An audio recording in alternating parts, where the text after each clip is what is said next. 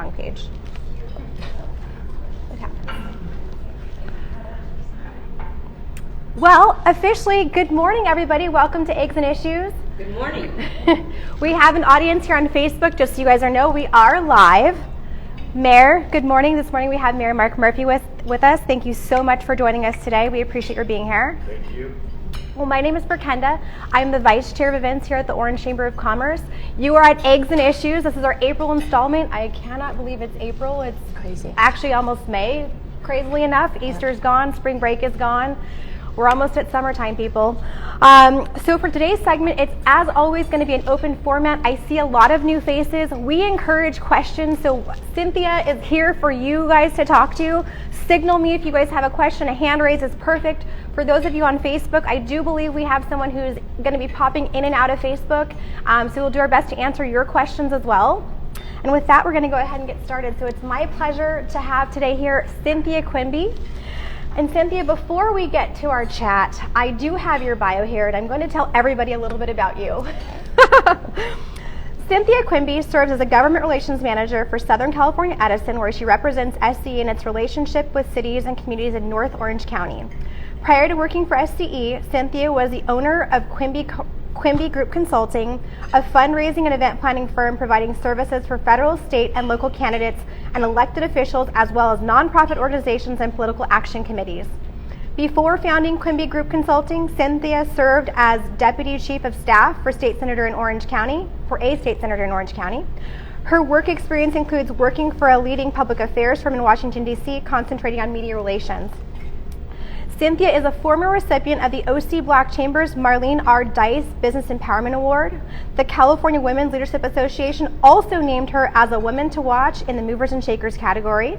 She currently serves on the boards of directors for the Orange Chamber of Commerce, La Habra Chamber of Commerce, Orange County Taxpayers Association, and Goodwill of Orange County.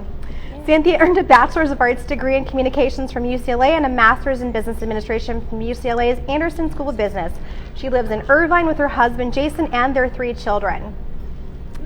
Cynthia, that is a mouthful, and we love all of that about you. We're also so happy that you're on the board with us. That's amazing. Thank you. It's been a pleasure. Welcome. So officially welcome. Thank you for joining us today. I know that you oftentimes join us virtually, so we are, again, so happy that you're actually here with us in person to have breakfast and coffee, talk to everybody. It's great to be here.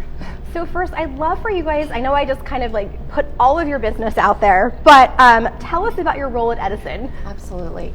So yes, well, good morning, everyone. It's really great to be here with you, and just really appreciate this opportunity. And Berkenda, thank you for that very long introduction. I appreciate it. And I want to just start by saying also, I love the city of Orange. I was just talking to the mayor, and I actually, when I came to Orange County, for 2 years, I lived in the city of Orange. I lived in West Palmyra in this really cute little yellow house, and had a couple of the best years of my life, great experiences going to the street fair and visiting with friends, spending a lot of time in the plaza. So love Orange. And also my husband went to Chapman Law, so I've got that connection as well. That's right.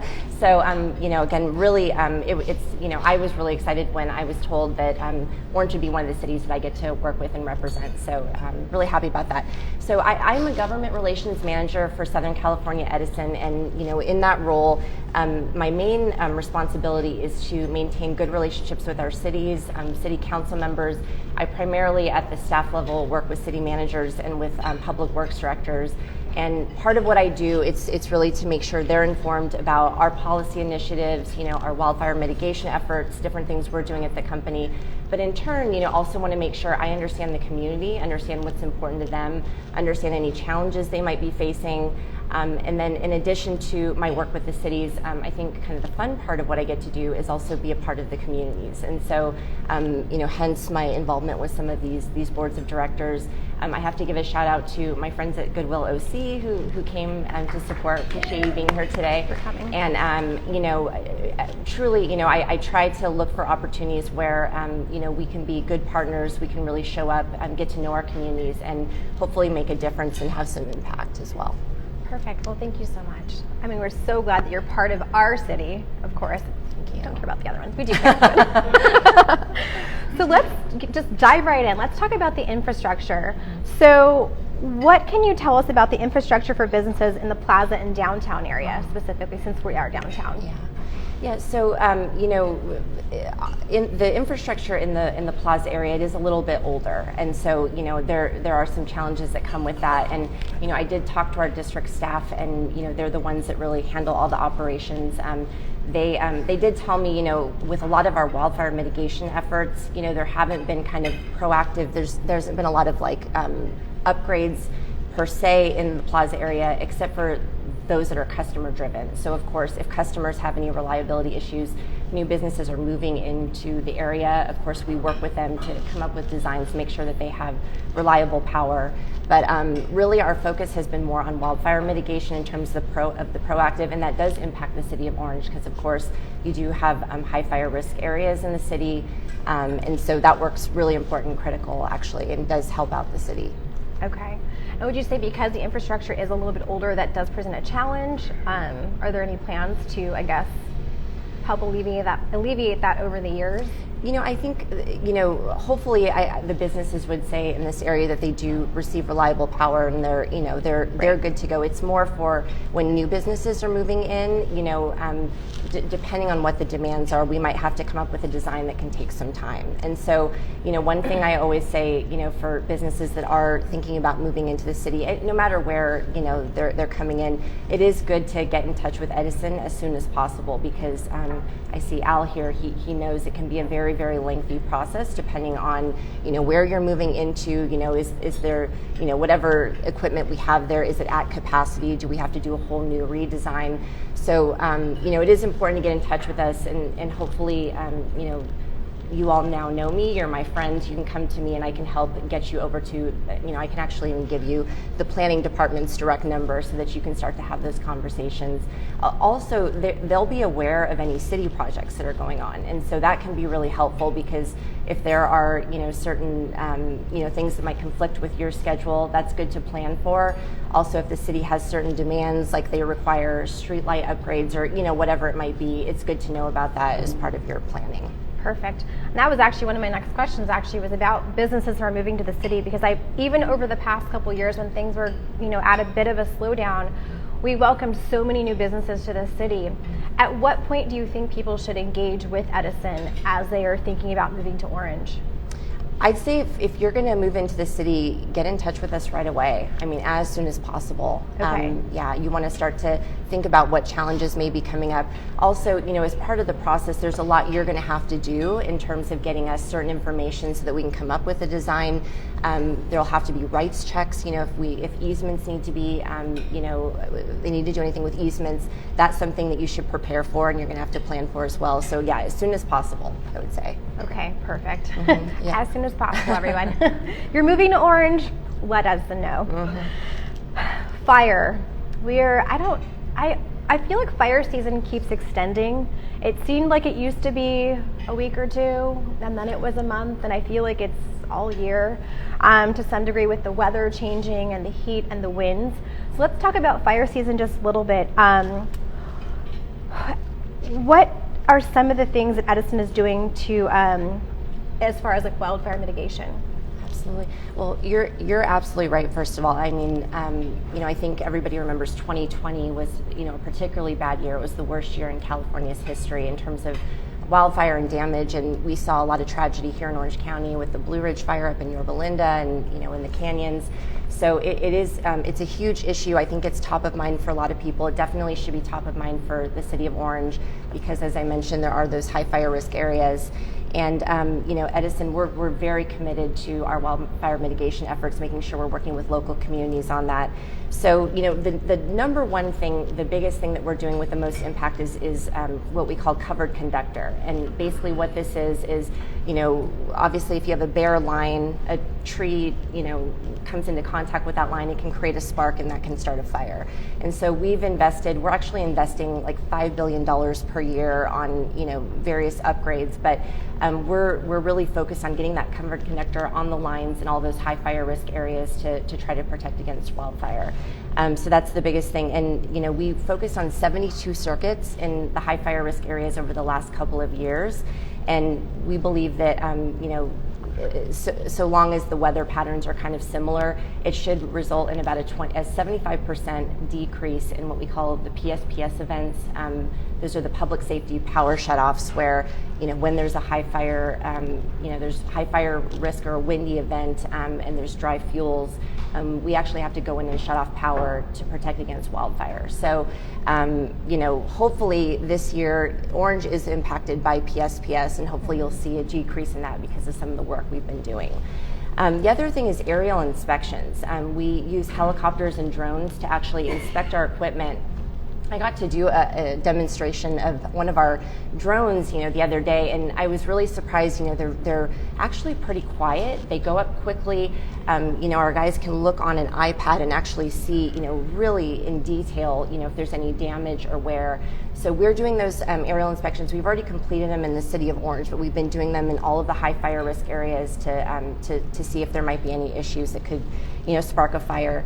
We also have wildfire cameras, throughout our high fire risk areas. We've got 12 in Orange County and 59 weather stations, and it's something that anybody can actually go and view. So if you go to alertwildfire.org, you can actually go in and see real time, what's going on. It's really interesting. So check that out.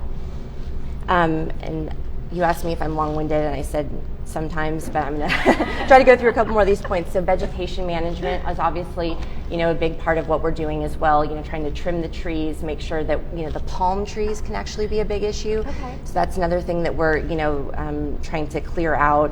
PSPS events, which I mentioned, those are always a last resort. And I want to really emphasize that. It's not something we take lightly. We understand that shutting off people's power, we're in the business of keeping the lights on. We don't want to be shutting off power. So it's only something we're doing if, truly the conditions require us to do so to keep our customers and our community safe.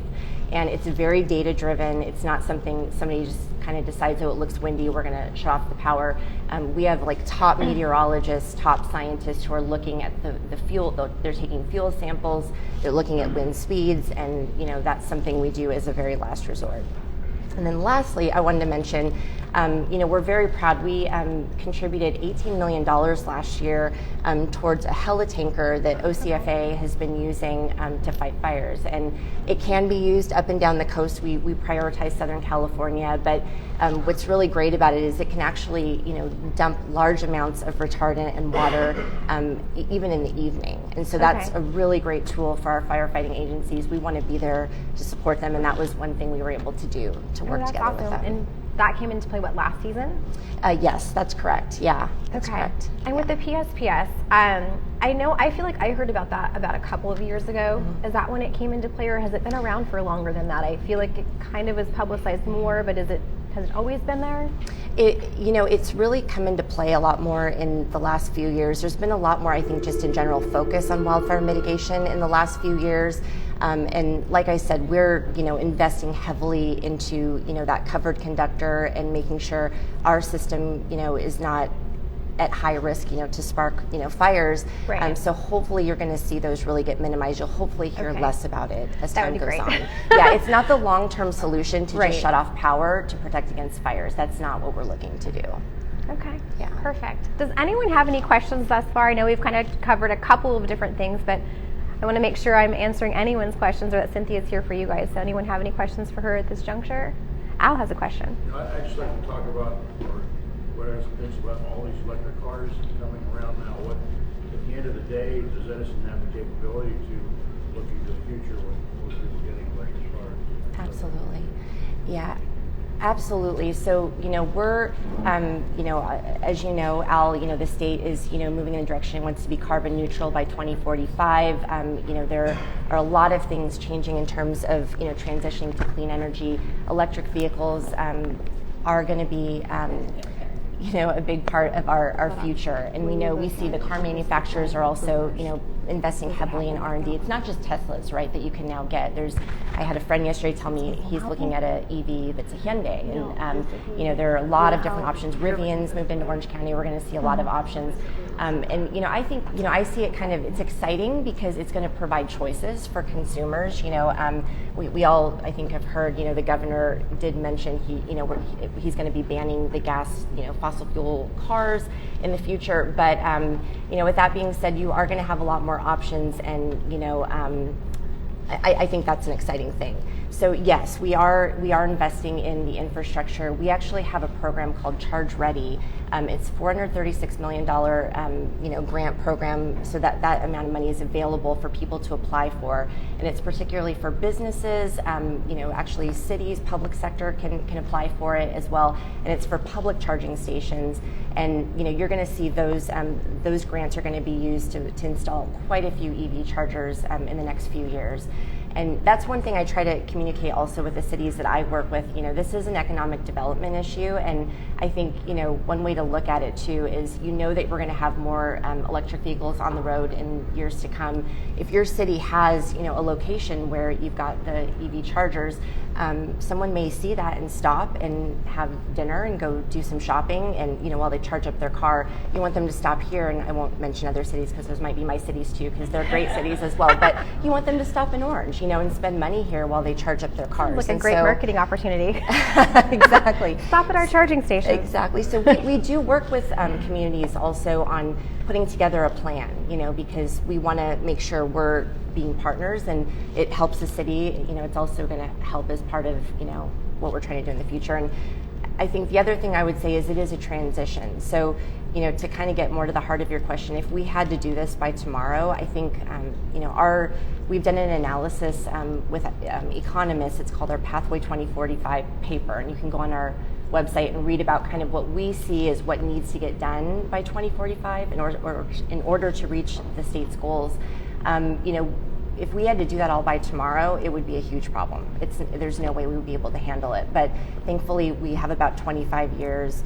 But I'll admit, the goals are aggressive. So, it has to kind of be a partnership with government, with private sector, with local governments, and with the utilities as well. So, about the Clean Ready that you mentioned, how can businesses or the city partake in that? Mm-hmm. Absolutely. So if anybody's interested, I would say especially, for developers that might be looking at installing EV charging, they're great candidates. I know there's like a specific pot of money for multifamily properties. So, anything like that. They're also trying to focus on kind of what they call the disadvantaged communities to make sure we're getting charging stations into those communities as well.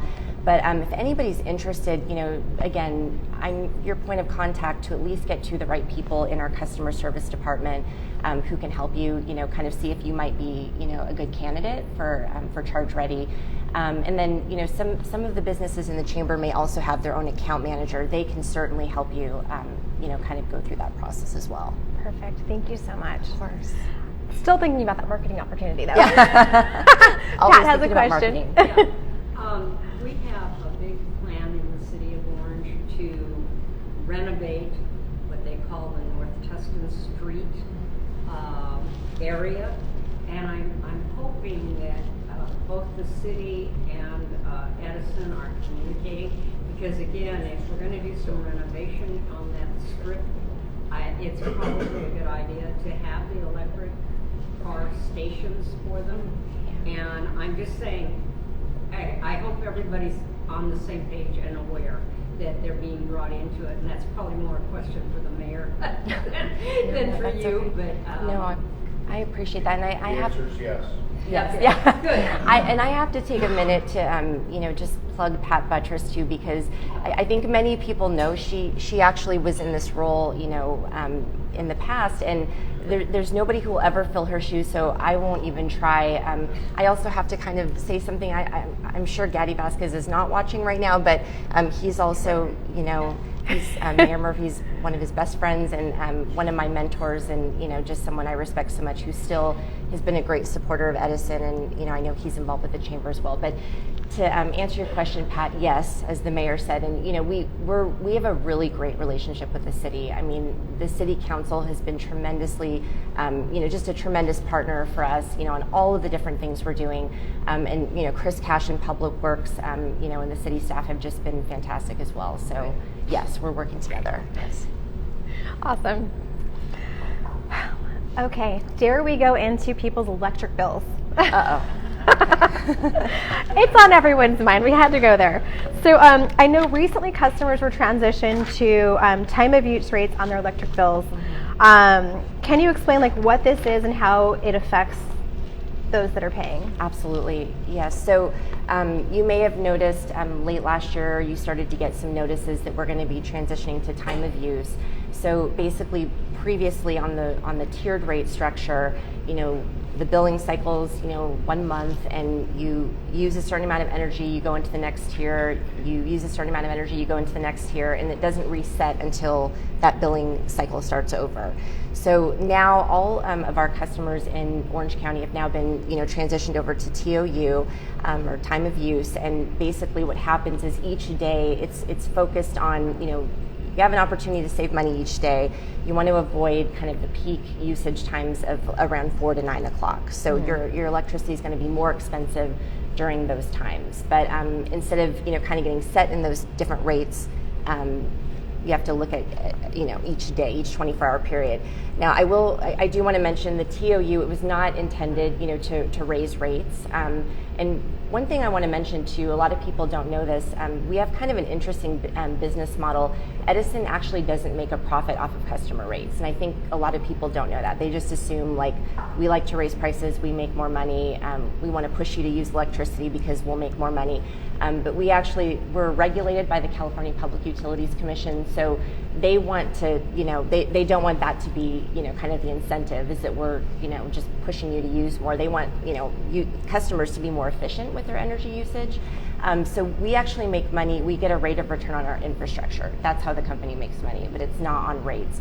So, going to time of use, the intention is not to raise everybody's, electric bill, but it is, kind of to align with the, clean energy focus that the state has.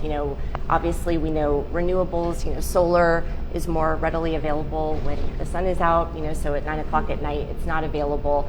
So when usage is up, the renewables are not as available. They want to try to incentivize you to, not use as much electricity at that time. Well, that makes sense. One other thing, Berkenda, to mention on TOU, you are able to opt out of it if you want to. So there is an option to do that. And the other thing is for the first year, on your bill, it will actually show, the previous rate structure and the TOU, kind of a comparison of if you're paying more or less. So you can kind of monitor that. You can opt out at any point, but also after the first 12 months, you actually can receive a bill credit if you ended up paying more. So, for this first year, there's not really a risk. You just have to go back and ask for that. Oh, that's good to know. Thank you for sharing that. Also, speaking of bills, we're heading into the summer months. What can you share with everyone about helping to keep your bills low, basically? Yeah. I know it's on the website. They have an amazing website. I took a chance to look at that over this weekend, and there's everything from why there are those balls on the wire to lowering your bill. So more information than you'll ever want to know. Yeah, it's trust dug me. right in there. Yeah, trust me. But yeah, so again, just mention the TOU rates. So obviously, kind of avoiding, maybe you don't run all your laundry between 4 and 9. You try to find other times to do that. I think the weekends also tend to be, times that are good. Usage is not as high on the weekends, especially in those summer months. Okay.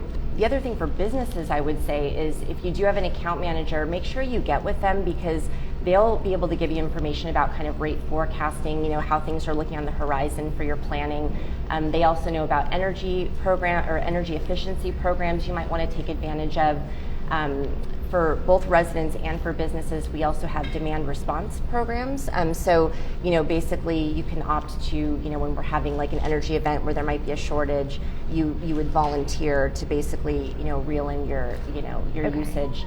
And then there's things like smart thermometers, there's third-party vendors, you can get those and they'll actually, like in the summer, if we're having, another, event where there might be a shortage, it'll raise your AC by 4 degrees or so and you just don't touch it and you'll actually get money back. Okay. I think there might be they may give you $75 or $100 for like signing up as well. I do feel like I saw a sign-up credit yeah. for that, and also help us to where to find that type of equipment. So that's very nice. Lots of information on the website. That's good though, because I know that a lot of people are concerned about lowering their bills, how to read the bill, because there's a lot of new information. So I thank you so much for clarifying that for us. Let's talk about the power plant. What's currently happening with the San Onofre power plant? Yeah.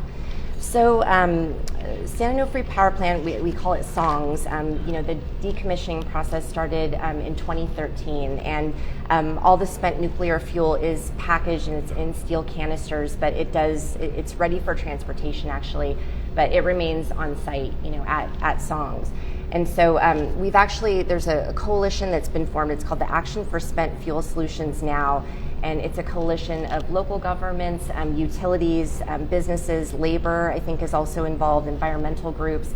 And we're basically, pushing to get, all of those spent fuel rods, off of the property. We want to get them to where they need to go, to their permanent location. So that really lies in the hands of the federal government. It's their responsibility. And some of you may remember this was really a hot topic, like back in the 90s. You might have remember Yucca Mountain. They were talking about putting it there, and it's just nobody wants it in their backyard, right? So it's no pun intended. I don't want to say a hot potato or hot button issue, but it's tough politically. And so what I will say is right now there is some momentum in 2021. So last year Congress approved funding for the first time in a decade. To actually try to find a home for the spent fuel rods, not just at SONGS, but other locations as well. And then, last summer, Congressman Levin has really been, a big proponent on this issue as well. He represents kind of South Orange County, North San Diego County, I believe. And he formed the Bipartisan Spent Nuclear Fuel Solutions Caucus. So that's been taking a look at this issue and a solution. And then actually, we just had the Department of Energy Secretary out to SONGS last week, Secretary Granholm. She just came to take a look, and that's a really big deal, because I think that's the first time we've had an Energy Secretary come out to SONGS, in maybe ever, or in decades at least. So there is some momentum right now, but that's really where things lie, Berkenda, is we're waiting for the federal government to do their job. Okay. Yeah. Thank you. Of course.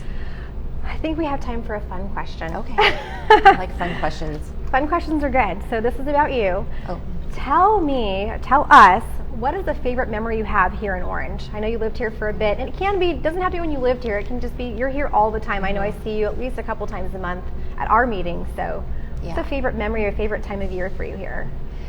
So, I have to say the street fair. I mentioned that earlier, but that to me is just, I have great memories of every year, just going with friends. We had people come in and out. I'm looking out at the crowd at some of my friends I've been friends with for a while, and I'm like, I said to the mayor, maybe you were at my house actually, because we used to just kind of have an open door policy, and people would come and go, and I love the community feel. And so, I think a lot of people do that at street fair time, right? They just kind of open up their home, and people come throughout the day and grab a drink and food and come out to the fair for a little bit. So I think that's probably my best memory, but we have so many. I see Carrie Hummel. My husband actually worked for Phil Hummel, and they're family friends, and we care about them very much too. So I've got that connection, here in the city of Orange, and I can't say I can't play favorites, but I really love this city. Is really fun.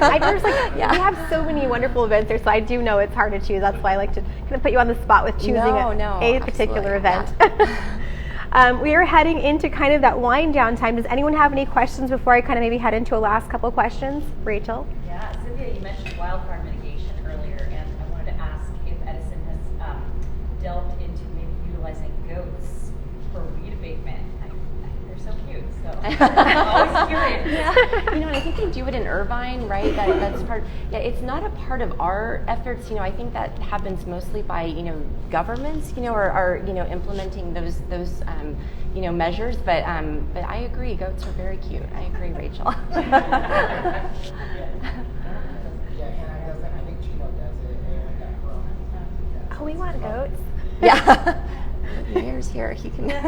Just kidding. Yeah. No, I said we want goats, but. Well, actually, goats were used a couple of years ago on the hillside behind Crestville. That's great. And they were very effective, but the challenge was that some folks don't always recognize that goats are wild animals, and we had people putting their kids over the fence. Oh my goodness. Oh no. All that kind of stuff too. So, Oh gosh.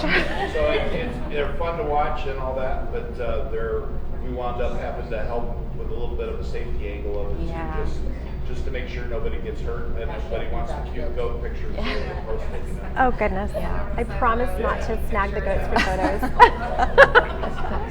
But GCAs use cattle as well on some of the mitigation of fuel mods things. So the local agencies are using alternative ways to try and keep things as safe as possible, given the threats that we live with every day in this area. Great. Thank you. Question. Great solar programs that Edison's hosting. Obviously, I know some of the hero programs have expired. Is there any renewal of any of those great programs? Yeah, so thankfully, solar adoption obviously has increased, exponentially. And so, a lot of the incentives are not really based around solar at this time, but I do think there are some programs if you're going to pair storage with solar. We do have some programs available for that. So if that's something that you are looking at, or someone is looking at that, let me know.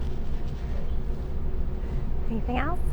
I have one last question, I think, for you, and it's about cybersecurity. What is Edison doing to address potential cybersecurity breaches? Yeah, it's a huge issue. Obviously, I think top of mind, and we all understand.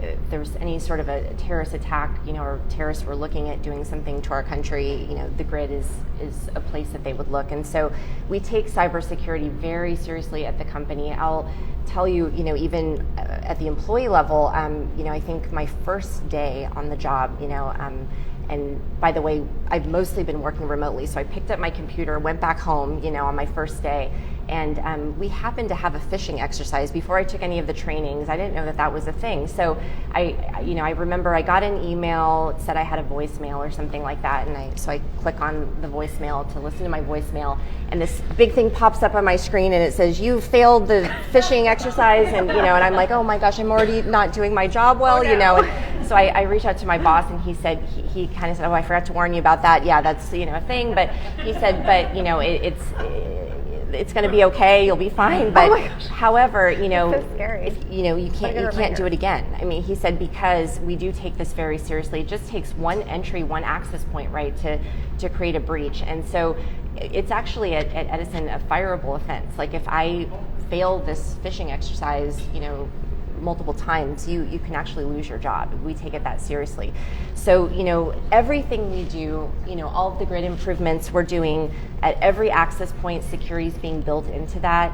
We actually had 384 million unauthorized attempts, in 2021. So just think about that, like how many times, and some of that may be just spam emails and things like that, but we catch 99.9% of those types of emails that come through our system.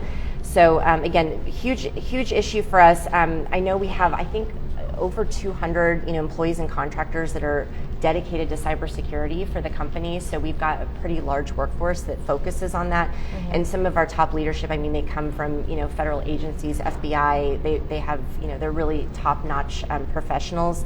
So yeah, I think the main thing, obviously I don't even know about a lot of the specifics because it's it's a secret, right? Top secret. But I do know that it's a huge focus, and we are, with everything we're doing in terms of modernization, we're building in cybersecurity efforts with that. Perfect. Yeah. Thank you so much for that. Expanding on that, I appreciate that.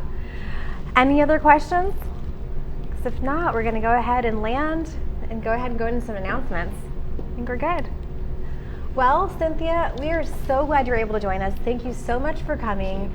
Appreciate your sharing everything about Edison. Is there any, would there be a website that we could give out that people can kind of take a look, aside from the SCE, is it SCE.com? Mm-hmm. That's probably the best one, or what do you think is best? The other really important website would probably be SCE.com/outage. Okay. If you're experiencing an outage, you can report outages there. You can get information about outages. So that's a really great resource. But do kind of peruse our website. There's a lot of information. The clean energy, future. You can read about that. Wildfire mitigation. Perfect. There's a lot of resources. Awesome. Thank you. Well, I hope everyone takes advantage of that. I do want to head into some announcements because we have some very exciting events coming up. First and foremost, the Orange May Parade is coming on May 7th. Is everyone here going? We are excited to welcome you. So we're going to be out on the main area out here on May 7th at 10 a.m. Next, we have our business networking group. That is the first and third Wednesdays of the month. The next lunch is on May 4th, and that's going to be at noon at the Tartan Room. Love the Tartan Room. Their food is delicious. If you guys can come, that'd be great. Pre-registration is nice if you'd like to do that. We appreciate it. It helps us know who's going to be there, and then also with food count and head count. Ribbon cuttings. We have quite a few. As I mentioned, we are welcoming quite a few businesses to the city of Orange. So we've got 4 ribbon cuttings coming up. I'm going to go ahead and give you the dates, and then if you'll check our website for the time and specific address, that'd be great. We have the Orange Laundry Room on May 10th, Skin Stations on May 12th, Living Well Pregnancy Centers on May 19th, and Fireplace and Patio Trends on May 26th. So like I said, make sure and follow us. We're on social media at Orange Chamber to stay in the loop on any of these events. Also, www.orangechamber.com is perfect as well. A special thank you to the Citrus City Grill. The food is amazing. The service is amazing. We love coming here. It's a beautiful location. If you guys on Facebook have not come, please come down today. And thank you to our Chairman Circle sponsors. We could not do it without you. I will definitely make sure that we post who you all are and give you all a special thank you today as well. And with that, everyone, we'll see you next month. I know you guys all want to talk to Cynthia, so we're going to go ahead and end the Facebook Live so you guys can chat with her. Thank you so much. Thanks, guys.